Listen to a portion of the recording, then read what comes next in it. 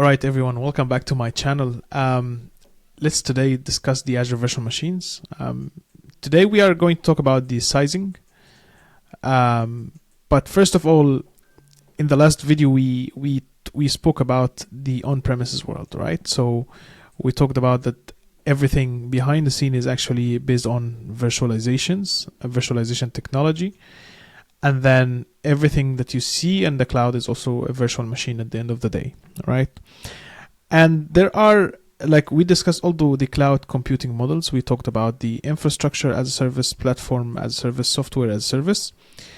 And we discussed on-premises. So in on-premises, you have to buy your hardware, right? And you have to install your virtualization software and then manage the operating system and everything above, including the backup, disaster recovery of your operating system, security, monitoring, and everything else, right? So in cloud, everything is a shared responsibility model, okay? So when I say shared responsibility model, that the vendor will, like such as Microsoft, we're talking about Azure here, will be responsible for certain responsibilities. Like now when you move to the cloud, you say infrastructure as service, you're gonna use Azure Virtual Machine, for example. Your responsibility is no longer the hardware, okay? So you can see here, this is Microsoft's responsibility. Like you don't get access to the Hyper-V software, you don't get access to, like, you know, the servers, the underlying server, the storage, networking. All of these are fully managed from Microsoft. So which means is that data center renewals, hardware refreshment cycles, hardware failure, all of this kind of stuff is Microsoft's responsibility. And you start to manage from here, from the operating system perspective. This is what we are going to talk about it today, which we call it the Azure Virtual Machines, all right? Azure VMs. So the moment you start to have an Azure subscription and then start to create a virtual machine, then we call it Azure Virtual Machine because it's a virtual machine that is built on top of a product manufactured by Microsoft called Microsoft Azure. Okay, so it's not fancy. It's nothing really scary here. Okay. Now let me try to create a new virtual machine. So now we're gonna create a Windows VM, and then in the next video we're gonna see how would you create a Linux VM as well. There's no difference in the interface in terms of the creation. It's more of the operating system itself, right? So you need to be aware of that one. I'm a Windows guy, so again, my whole demo is going to be on Windows, but doesn't mean that you cannot create a Linux as well. So as I mentioned, to be able to create any resource, we have in the previous videos we have discussed the resource groups, the Azure Virtual Network. Now we're talking about the virtual machine here. Every VM has its own characteristics, like, you need to specify a name, like, the VM itself, the size of the VM, the operating system image, and so on. So to be able to create virtual machines, either you're gonna go to all services and then select the compute. From the compute, you're gonna see here there's a lot of components. What we are targeting is the virtual machine, right? So Azure Virtual Machines. So here, this is the virtual machine, okay? Or you can search and then type virtual machine. Now let's create a new virtual machine here. So what I'm gonna do here, there is a blade. So this blade, it got if you want to create a virtual machine skill set, we will talk about this, but our VMSS, this basically handles auto scaling for web servers and stuff like that. There's also the disk and images. I'm going to show you how would you create custom images and so on, but this is going to be in the future videos. You can take backups and snapshots. There's disk encryptions. We're going to unlock all of this kind of stuff, okay? So don't worry about it. But this is the virtual machine blade. So what we need to do here is to create a new virtual machine and a Windows VM. Now you click on the virtual machine here, create a virtual machine. And then you select your resource group. So the resource group that I'm gonna be selecting here is basically whatever hub virtual machine. So as you can see, you always have to select your subscription. So if you have more than one subscription, you can select it. Maybe some customers will have dev test, production, stuff like that. Maybe specific companies, and then they will create that VM. And you are a Windows admin, so creating this. Now here, This is the virtual machine name, and also it's going to update the computer name from the operating system as well. So I'm going to type maybe web server 1 or web 1. And then here, choose your Azure region. So choose the closest to your data center or to your on-premises data center or to your location, or it depends if you're serving this to your customers in India, then you're going to create in India. If you're serving this on the Middle East, you're going to create it in the Middle East region, and so on. Okay. So I'm just going to select West Europe.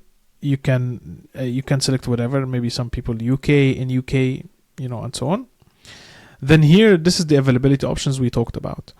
So if I want to create availability options, like sometimes you can do no infrastructure at all. Some other people here, I'm going to select availability zones.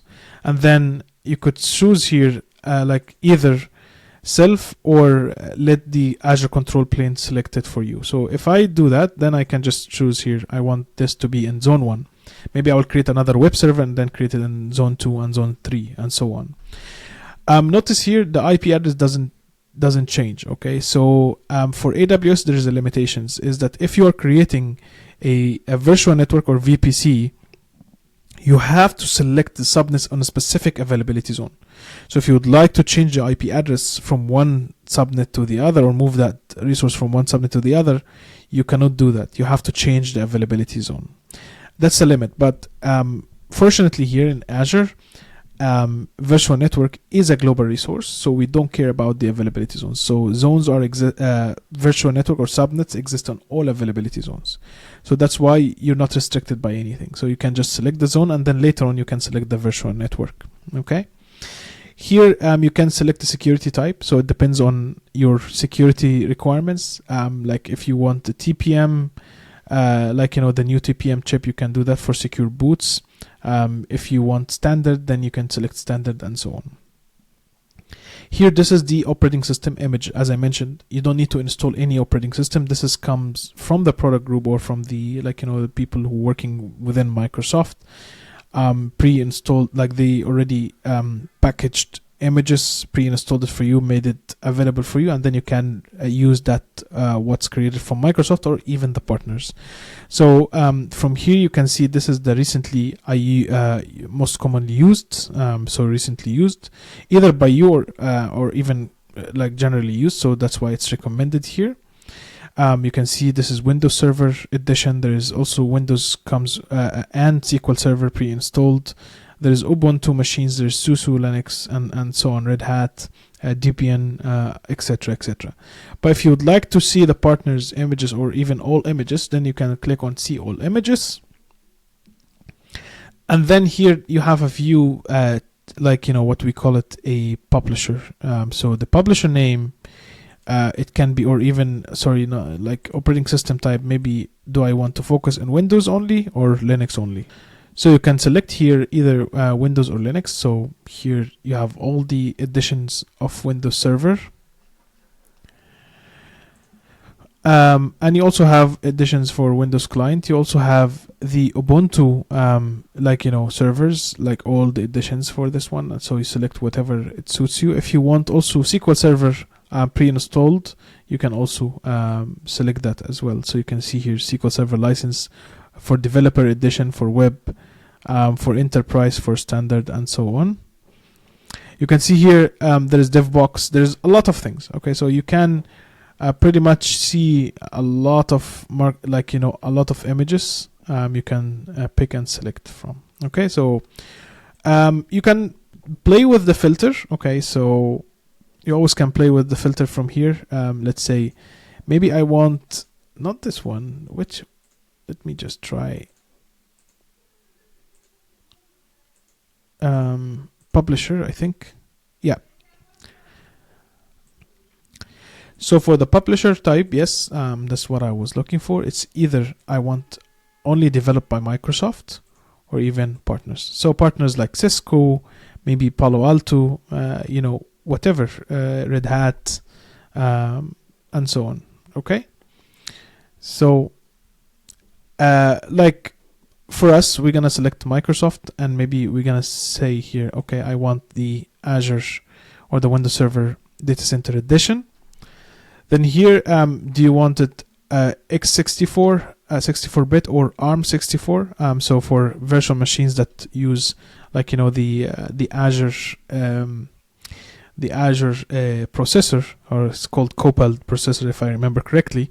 We're gonna see that from the documentation. You can also select that one as well. And then here, this is where you have these two options.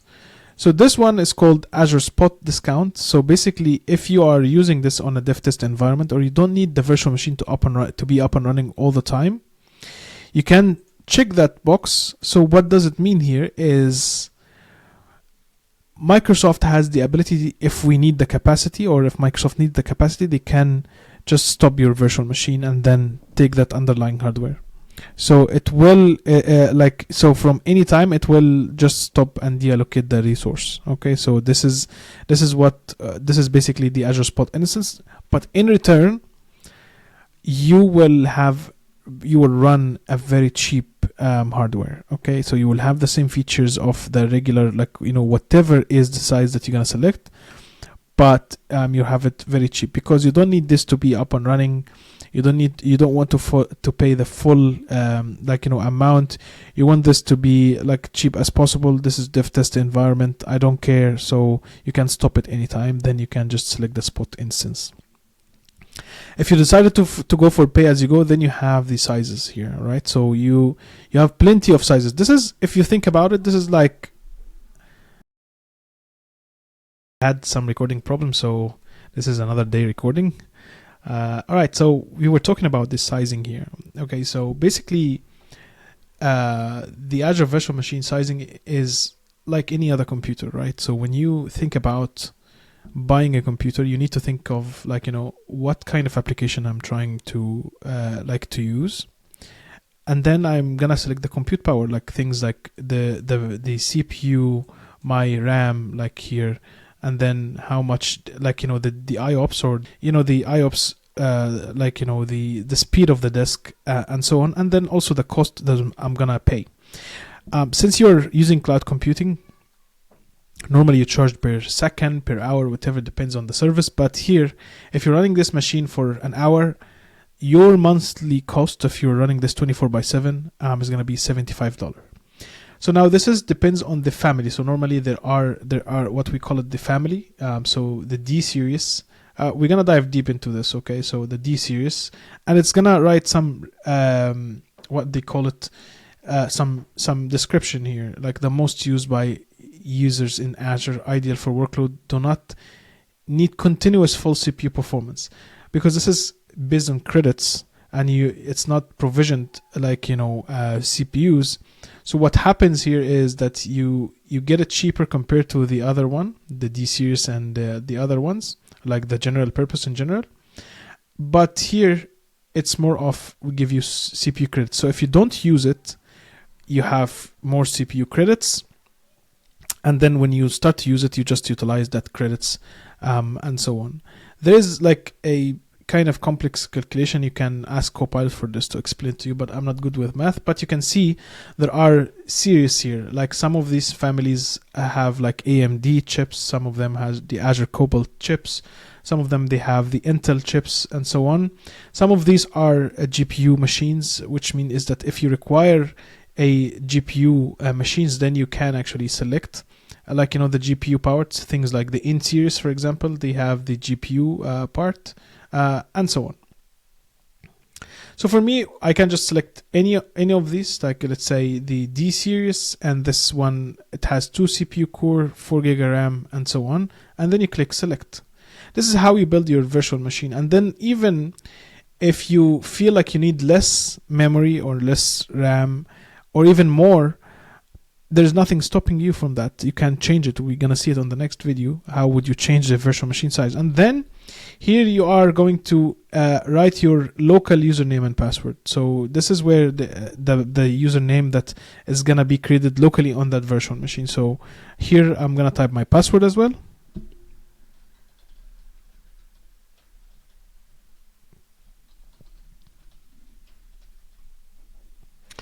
Then here it's telling you, hey, tell me what kind of ports you would like to enable, inbound port rules here.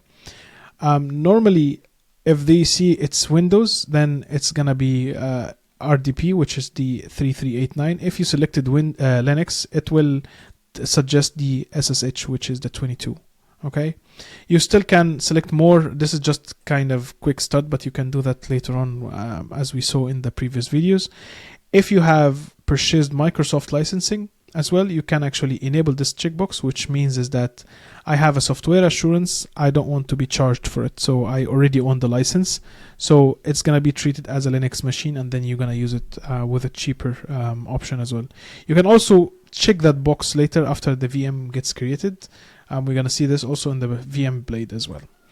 So this is pretty much it, like selecting your subscription, your resource groups, your VM name, the region, availability zone, and then the trusted launch, the operating system images, stuff like that. It's very simple. Then next here, this is the OS disk. So we are creating the operating system disk, and it's following the best practice here. So normally it's 127 gig.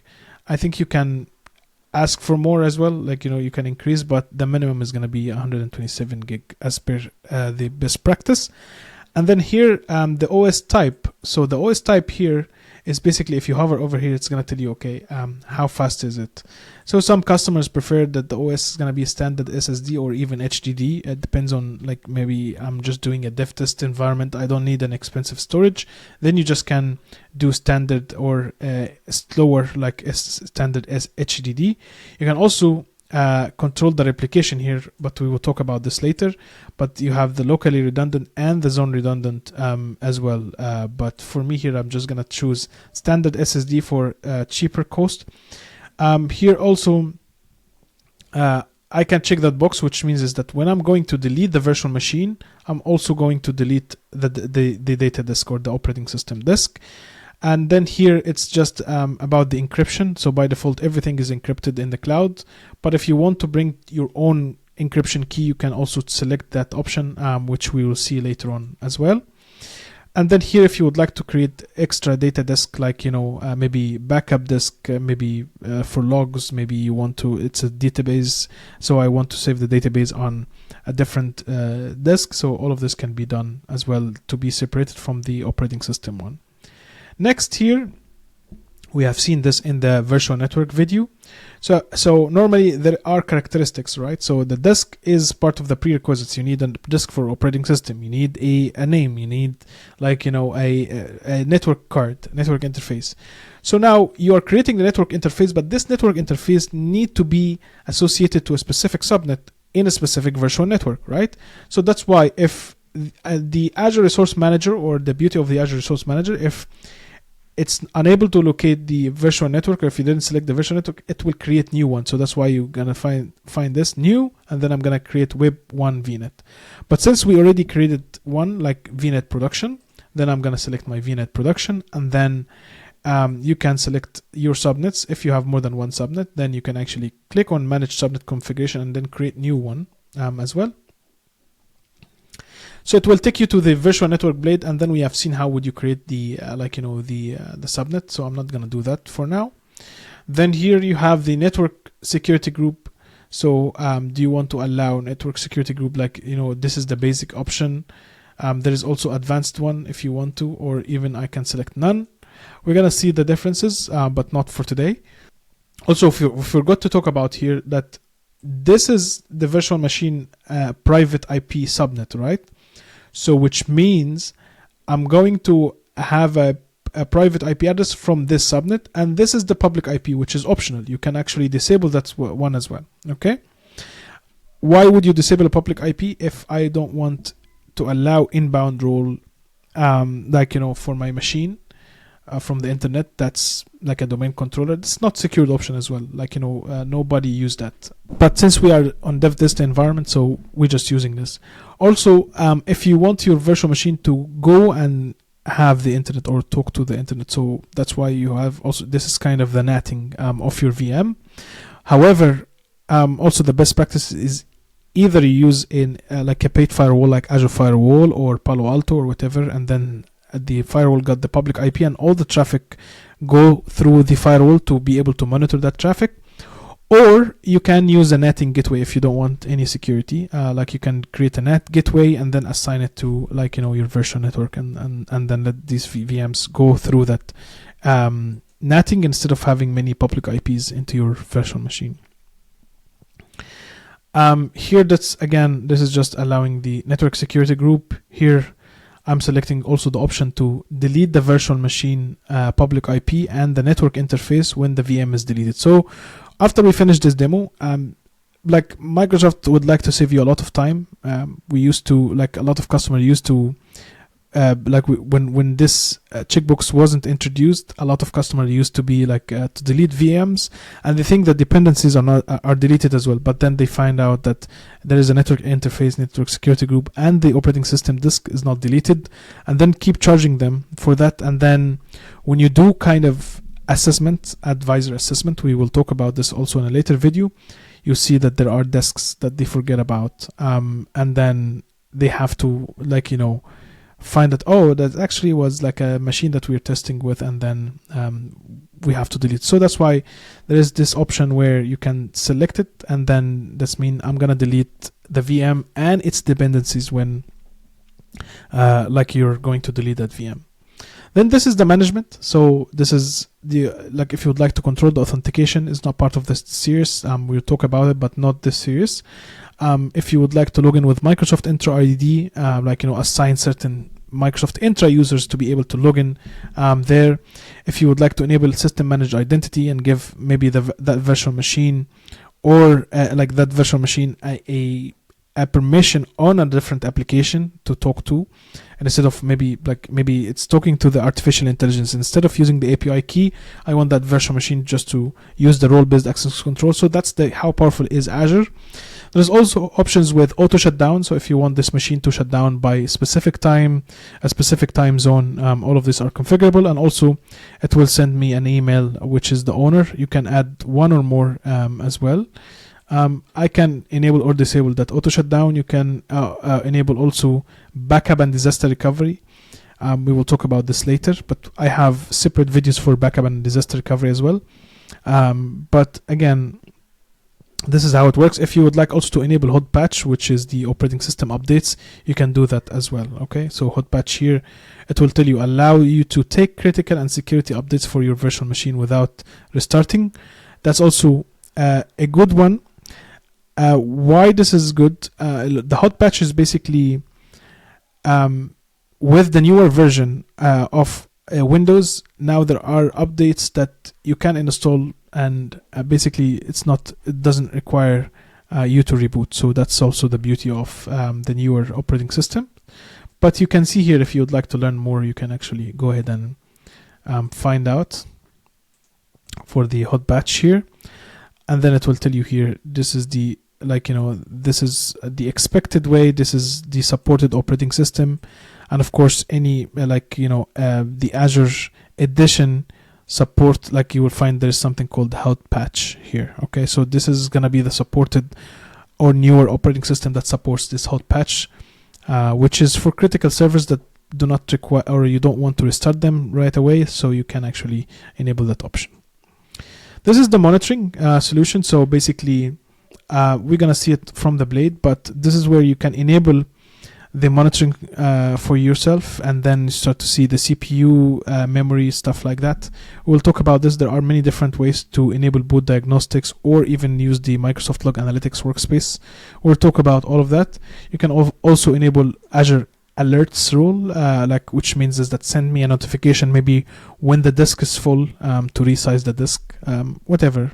So there is a lot of stuff. So with the monitoring, but again, that's the how would you where it's coming from, or this is where it can ask you if you would like to enable monitoring or use Azure Monitor.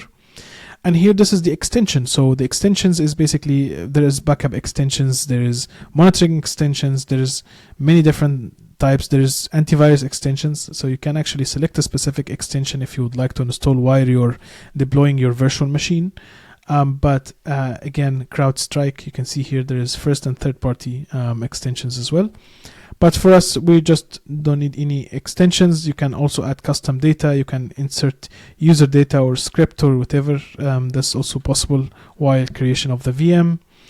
There is other stuff that I will talk about it, like the host group and the capacity reservations group. That's a big topic on its own, but again, this advanced for today. But this is pretty much it, what you need to do here, like environment, maybe it's production created by Mohammed or Mo, and then this is resource type, maybe we type virtual machine, right? So the more information you add about your application, like app type and maybe web server, and then you can give some context about what is it. Like, it's very good because when people create those those resources, or even if you're handing over that resource to a different person, at least they know what's going on. They can read, or they can go through the the resource tags. Okay, as you can see, the VM has been successfully created, so we can just take a look here. We're not going to connect to that VM. This is going to be the next video, but pretty much this is what it looks like. If I go to the resource group under the hub VMs, this is where I created my VM. As you can see, these are the dependencies of the VM. Okay, so it created a virtual machine. It created a public IP. Again, this is optional. And then it created a network security group, which can be it's assigned right now. It's assigned to the network interface, which is not the best practice. We're going to talk about this also later. But as you can see, also there's a network interface and there's the operating system disk. Okay, so all of these are part of the virtual machine, except of course the network security group and the public IP, because this is an optional component. So if I go there, I'll be able to see my virtual machines details from the overview tab. So like connect, stop, start, restart the VM, hibernate the VM, capture, like take a backup or maybe sysprep, or take an image, delete the virtual machine, refresh, scale. I've never used it before. And then actually, yeah, let's talk about it later. Open in a mobile application, give a feedback, or use a command line or CLI. This is also the main part here, which has the properties, monitoring, capabilities, recommendations, and tutorial. But the properties here is more details. Like here, this is just the resource type itself. Is it running state, which resource group, which location, which subscription ID is part of it, which availability zone. And then you can see here also if there's DNS configuration. If it has a public IP, then you can see it. And also the size of the virtual machine, and then the operating system. Here you will have more details, like the agent status of that VM, the operating system version, the architecture generation, everything. So you will see more details here about the virtual machine and the BIOS type, all of the selection that we have done through the creation. You will see it. You will see also monitoring, some basic monitoring, that's what we call the underlying hardware itself. But if you would like to enable the guest operating system logs, it's a different story. But for now, this is just showing some basic monitoring, some capabilities that you can blend with. If you have security recommendation or cost recommendation, it will also appear here as well. But also you have it from you can use it from a different blade as well. But this is just pretty much you can take a look at what's happening from the VM. Also, these are the tags that we have specified, right? Environment equal prod created by Mo, then resource type virtual machine, and then app type is web server.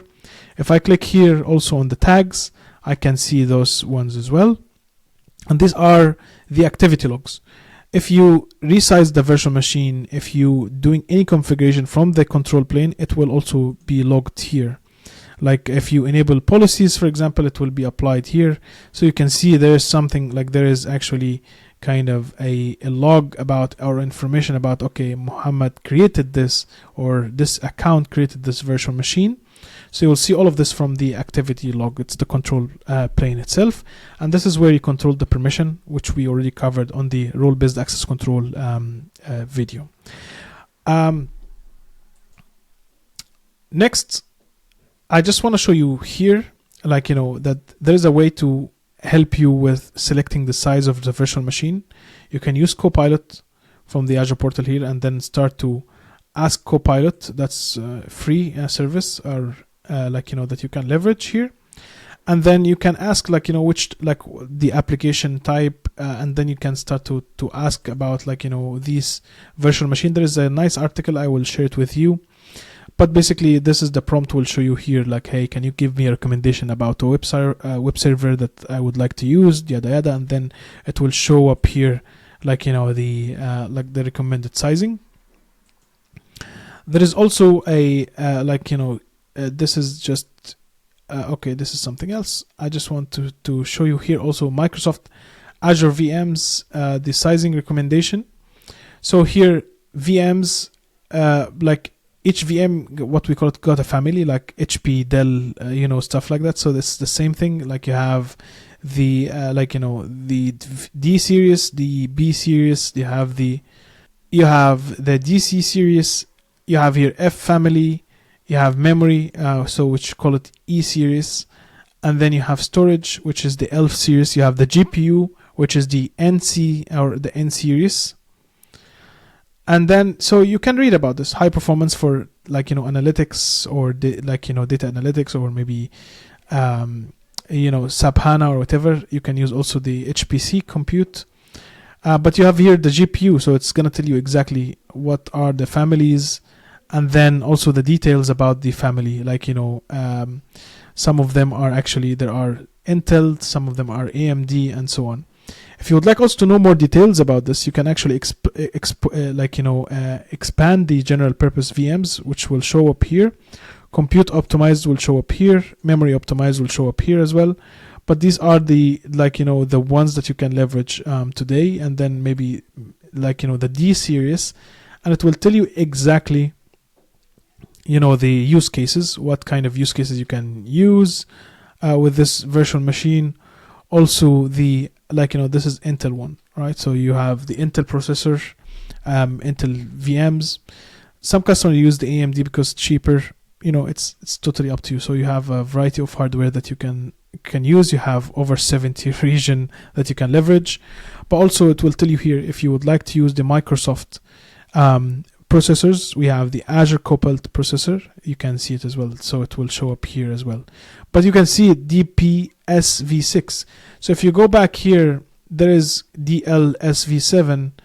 It was telling you here how would you read the virtual machine itself. So it will tell you exactly that the D is the family, C is the subfamily, A is the feature, and then D feature 2, and then things like more CPUs, more local storage, premium storage, V5, that's the version, just maybe the newer hardware, and so on. Okay, so all of these are very, very detailed, which I will also leave it on the YouTube description as well. Yeah, with that, that's the end of our video today. I hope this video was useful, and then see you in the next video.